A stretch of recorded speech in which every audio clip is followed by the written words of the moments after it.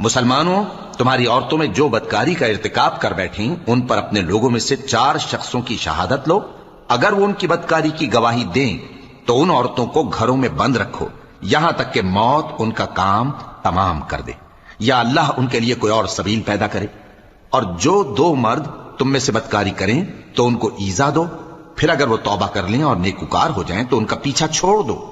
بے شک اللہ توبہ قبول کرنے والا ہے، مہربان ہے۔ اللہ انہی لوگوں کی توبہ قبول فرماتا ہے جو نادانی سے بری حرکت کر بیٹھتے ہیں پھر جلد توبہ کر لیتی ہیں، بس ایسے لوگوں پر اللہ توجہ کرتا ہے اور وہ سب کچھ جاننے والا ہے، حکمت والا ہے۔ اور ایسے لوگوں کی توبہ قبول نہیں ہوتی جو ساری عمر برے کام کرتے رہیں یہاں تک کہ جب ان میں سے کسی کی موت آ موجود ہو تو اس وقت کہنے لگے کہ اب میں توبہ کرتا ہوں۔ اور نہ ان کی توبہ قبول ہوتی ہے جو کفر کی حالت میں مریں۔ ایسے لوگوں کے لیے ہم نے دردناک عذاب تیار کر رکھا ہے۔